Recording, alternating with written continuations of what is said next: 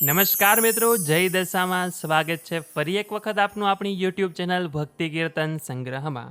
મિત્રો, આપ જે વિડીયોની આતુરતાપૂર્વક રાહ જોઈ રહ્યા હતા તે વિડીયો લઈને અમે આવી ગયા છીએ, એટલે કે દશામા વ્રતની પૂજા કેવી રીતે કરવી એ અમે આજે આપ સૌ લોકોને લાઈવ વિડીયો દ્વારા બતાવવાના છીએ. દરેક પૂજા સામગ્રી સાથે સ્ટેપ બાય સ્ટેપ દશામાની પૂજા કેવી રીતે કરવી, દશામા મૂર્તિની સ્થાપના કેવી રીતે કરવી, શું કરવું તથા 10 દિવસ કેવી રીતે પૂજા કરવી, તેનું ઉત્થાપન કેવી રીતે કરવું, દરેક માહિતી આજે આપણે આ વિડીયોમાં જાણવાના છીએ. તો આપનો 5 થી 10 મિનિટનો કિંમતી સમય આ વિડીયોને આપીને સંપૂર્ણ પૂજા વિધિ જોજો, કે જેથી કરીને જ્યારે આપ દશામાની પૂજા કરો, દશામા મૂર્તિની સ્થાપના કરો, ત્યારે આપનાથી પૂજામાં કોઈ ભૂલ ન થાય. તો જે લોકો દશામાનું વ્રત કરતા હોય તે લોકોને આ વિડીયો ત્યારે જ મોકલી દેજો. તે લોકો માટે આ વિડીયો ખૂબ જ ઉપયોગી રહેશે. તો આવો સૌપ્રથમ એ આપણે જાણીએ કે 2026માં દશામાની મૂર્તિનું સ્થાપન ક્યારે કરવાનું રહેશે, તેનો પૂજાનો સમય શું રહેશે. તો મિત્રો, દશામાનું વ્રત દર વર્ષે અષાઢ મહિનાની અમાસથી શરૂ થાય છે, કે જે આ વર્ષે 12 ઓગસ્ટ 2026ને બુધવારે આવે છે. એટલે આ દિવસે સવારે દશામાની મૂર્તિની સ્થાપના કરવાની રહેશે. જો આપણે તેના સમય વિશે વાત કરીએ તો વહેલી સવારે 6:14 થી વહેલી સવારે 9:28 સુધી દશામાની મૂર્તિની સ્થાપના કરી શકો છો. અને કદાચ આ સમયગાળામાં જો આપ સ્થાપન ન કરી શકો તો સવારે 11:05 થી 12:42 સુધીમાં પણ દશામાની મૂર્તિનું સ્થાપન આપ કરી શકો છો. અને પછી નિત્ય 10 દિવસ માતાજીનું પૂજન કરીને 21 ઓગસ્ટ 2026ને શુક્રવારે આ દશામા વ્રતનું જાગરણ કરીને 22 ઓગસ્ટ 2026ને શનિવારના સૂર્યોદય પહેલાં દશામાની મૂર્તિનું વિસર્જન કરવાનું રહેશે. એટલે જે કોઈ દશામાની મૂર્તિનું સ્થાપન કરતા હોય તે લોકો તારીખ અને સમયની ખાસ નોંધ લે. તો હવે આપણે જાણીએ કે દશામા વ્રતની પૂજા વિધિમાં કઈ કઈ સામગ્રીની જરૂર પડશે, કે જેથી કરીને જ્યારે આપ પૂજા કરવા બેસો ત્યારે આપને કોઈ પણ સામગ્રી ઘટે નહીં. તો સૌ પ્રથમ આ વ્રતમાં દશામાની પૂજા કરવામાં આવે છે, એટલે દશામાની સાંડળીવાળી મૂર્તિની સ્થાપના કરવામાં આવે છે, કે જે મૂર્તિ આપ પોતાના હાથેથી પણ બનાવી શકો છો અને બહાર બજારમાંથી પણ લાવી શકો છો. એ પછી ગણેશજીની સ્થાપના કરવાની હોય, એટલા માટે ગણેશજીની મૂર્તિ, ફોટો, ગંગાજળ, રૂ અને કંકોથી બનાવેલ નાગલા ચૂંદડી, ફૂલહાર, ચોખા, અબીલ, ગુલાલ, આરતી માટેની થાળી, માતાજીને ધરાવવાનો પ્રસાદ, કળશ સ્થાપના માટે શ્રીફળ, આસોપાલવના પાન, શુદ્ધ જળ, એક સિક્કો અને સોપારી, તેમજ દશામાની મૂર્તિની સ્થાપના કરવા માટે 10 મુઠ્ઠી જેટલા ઘઉંની જરૂર પડશે. અને એ સિવાય જો આપ અખંડ દીવો રાખવા ઈચ્છતા હોય તો તે પણ રાખી શકો છો. તો હવે આપણે આ દશામા વ્રતની પૂજાની શરૂઆત કરીએ. તો એક બાજોટ ઉપર કે એક ટેબલ ઉપર લાલ રંગનું કપડું પાથરીને તેના ઉપર આ પૂજા કરવાની હોય છે, કે જેના માટે સૌપ્રથમ આપણે ગંગાજળ વડે આપણા આ પૂજા સ્થાનને શુદ્ધ કરી લેશું, પવિત્ર કરી લેશું. અને એ પછી સૌપ્રથમ આપણે અખંડ દીવો પ્રગટાવીશું, કે જેથી કરીને આપણે દશામાની મૂર્તિની સ્થાપના કરીએ, પૂજા કરીએ તે અગ્નિદેવની સાક્ષીએ થાય. એટલે અખંડ દીવો પ્રગટાવી 10 દિવસ સુધી ધ્યાન રાખવાનું કે તે પછી ઓલવાઈ ન જાય.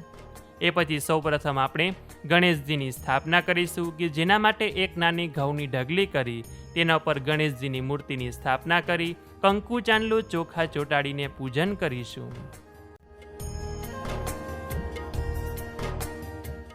અને પછી હવે આપણે દશામાની મૂર્તિની સ્થાપના કરીશું, કે જેના માટે 10 મુઠ્ઠી ઘઉં લેવામાં આવે છે અને તેના ઉપર દશામાની મૂર્તિની સ્થાપના કરવામાં આવે છે.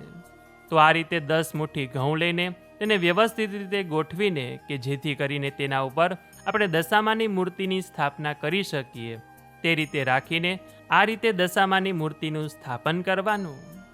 તો બોલીએ દશા માત કી જય.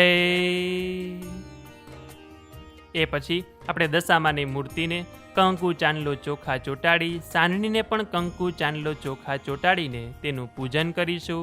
માતાજીને જે રૂ અને કંકુના નાગલા ચૂંદડી બનાવ્યા છે તે આપણે પહેરાવીશું. અને એ પછી જે આપણે ફૂલનો હાર બનાવ્યો હોય તે પણ પહેરાવીશું. એ પછી ત્યાં બાજુમાં કળશ સ્થાપન કરવામાં આવે છે, કે જેના માટે આ રીતે ત્યાં ચોખાનું અષ્ટદળ કમળ બનાવીને અથવા તો ચોખાની ઢગલી કરી તેના ઉપર કળશ મૂકવાનો, તેમાં શુદ્ધ જળ ભરવાનું, થોડું ગંગાજળ ઉમેરવાનું, થોડુંક તેમાં કંકુ ઉમેરવાનો અને એ પછી તેમાં આ રીતે 5 આસોપાલવના પાન મૂકીને અથવા તો આંબાના પાન પણ મૂકી શકો. તેના ઉપર આ રીતે શ્રીફળ મૂકવાનું. શ્રીફળને કંકુ ચાંદલો ચોખા ચટાડવાના, ફૂલ ચડાવવાનો અને આ રીતે કળશનું પૂજન કરવાનું.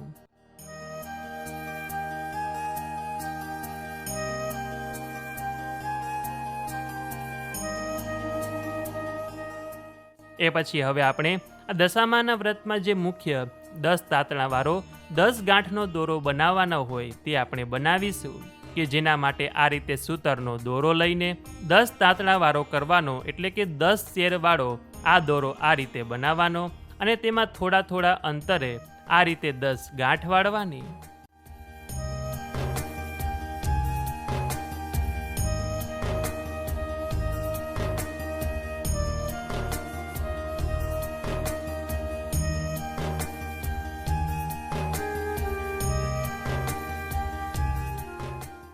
અને એ પછી તેને ભીના કંકુમાં લપેટીને આ રીતે દોરો કંકુવાળો બનાવી દેવાનો. ઘણી જગ્યાએ આ દોરો પોતાના હાથમાં પહેરતા હોય છે, ગળામાં પણ ધારણ કરતા હોય છે અને ઘણી જગ્યાએ આ રીતે કળશમાં પણ દોરો બાંધતા હોય છે. તો આપણે ત્યાં પહેલેથી આપ જેવી રીતે દોરો બાંધતા હોય તે રીતે કરવાનું. અને આ દોરાને 10 દિવસ સુધી કાંઈ થાય નહીં, દોરો ખોવાઈ ન જાય તેનું ખાસ કરીને ધ્યાન રાખવાનું. એ પછી દશામાને પ્રસાદ ધરાવવાનો અને ત્યાં બેસીને દશામા વ્રતની વાર્તા વાંચવાની, અથવા તો અમારી ચેનલમાં દશામા વ્રતની કથા વાર્તાનો વિડીયો મૂકેલો છે, તે આપ સાંભળી શકો છો. કથા વાર્તા સાંભળી લીધા પછી દશામાની આરતી કરવાની.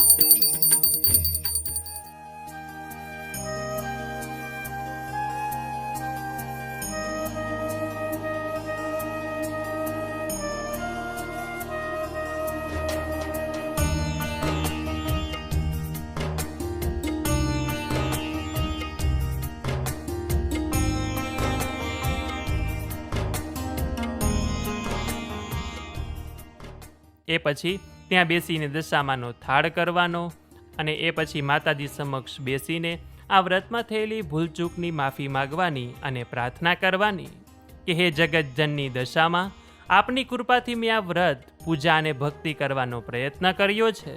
આ વ્રત દરમિયાન જાણતા અજાણતા મારાથી પૂજા વિધિમાં, નિયમોમાં, સંકલ્પમાં અન્ય કોઈ પણ પ્રકારની ભૂલચૂક થઈ ગઈ હોય તો મને ક્ષમા કરજો. હે દશામાં, મારા જીવનમાંથી દુઃખ, દરિદ્રતા, રોગ, કષ્ટ અને વિઘ્નો દૂર કરીને સુખ, શાંતિ, સમૃદ્ધિ અને આરોગ્ય પ્રદાન કરજો. મારા પરિવાર પર સદાય આપની કૃપા બનાવી રાખજો.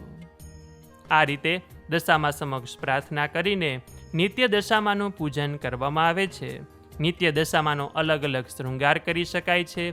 દશામાને નિત્ય ફૂલનો હાર પહેરાવાનો, અલગ અલગ માતાજીને પ્રસાદ ધરાવવાનો, ભોગ ધરાવવાનો અને જો અખંડ દીવો રાખ્યો હોય તો તેનું પણ ધ્યાન રાખવાનું કે 10 દિવસ સુધી તે દીવો ઓલવાઈ ન જાય. અને આ રીતે 10 દિવસ સુધી માતાજીનું પૂજન કરીને 11મા દિવસે વહેલી સવારે સૂર્યોદય પહેલાં, એટલે કે 22 ઓગસ્ટના સૂર્યોદય પહેલાં દશામાની મૂર્તિનું વિસર્જન કરવામાં આવે છે. તો આ દશામાના વ્રતની પૂજાનું ઉત્થાપન કેવી રીતે કરવું, આવો તેના વિશે પણ આપણે વાત કરી લઈએ. તો આ પૂજામાં જે આપે ઘઉં ચોખાનો ઉપયોગ કર્યો હોય તેને જો આપના ઘર આસપાસ દશામાનું મંદિર હોય તો ત્યાં મૂકી શકો છો, કે પછી કોઈ પણ માતાજીનું મંદિર હોય ત્યાં મૂકી આવી શકો છો. કળશમાં જે જળ ભર્યું છે તેને આપના ક્યારામાં નાખી શકો છો અને જે શ્રીફળ છે, દોરો છે, આસોપાલવના પાન છે તે જ્યારે આપ દશામાની મૂર્તિનું વિસર્જન કરવા જાઓ છો ત્યારે તેને નદીમાં પધરાવી શકો છો.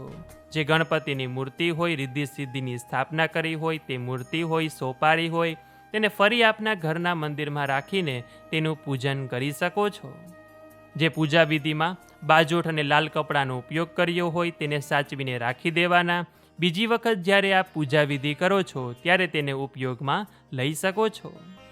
એટલે આ રીતે 10 દિવસ સુધી દશામાનું શ્રદ્ધાભાવપૂર્વક પૂજન કરવામાં આવે છે. તો કહેવાય છે કે દશામાની કૃપા અવશ્ય ઉતરે છે. તો આશા રાખીએ છીએ કે આપ સૌ લોકોને હવે દશામા વ્રતમાં પૂજા કેવી રીતે કરવી તે સમજાઈ ગઈ હશે. તો અમારી ચેનલમાં દશામાની વ્રતની વાર્તાનો કથાનો વિડીયો મૂકેલો છે, તે આપ અમારી સાથે જોઈ શકો છો, સાંભળી શકો છો. એ સિવાય જો આપને આ પૂજા વિધિને લગતા કોઈ પ્રશ્ન હોય તો કોમેન્ટ સેક્શનમાં પૂછી શકો છો, તેનો યોગ્ય ઉત્તર આપવામાં આવશે. તો આ વિડીયો પસંદ આવ્યો હોય તો લાઈક કરી તમારા મિત્રોને મોકલી, અમારી ચેનલમાં નવા હોય તો સબસ્ક્રાઈબ કરી દેજો કે જેથી આવનારા નવા વિડીયો આપ સૌને મળતા રહે. તો આ સાથે હવે મને રજા આપો, મળીશું ફરીથી એક નવા વિડીયોમાં. ત્યાં સુધી આપ સૌ લોકોને અમારી ચેનલના જય શ્રી કૃષ્ણ. ધન્યવાદ મારી સાથે જોડાઈ રહેવા બદલ, મને સાંભળવા બદલ આપ સૌ લોકોનો ખૂબ ખૂબ આભાર.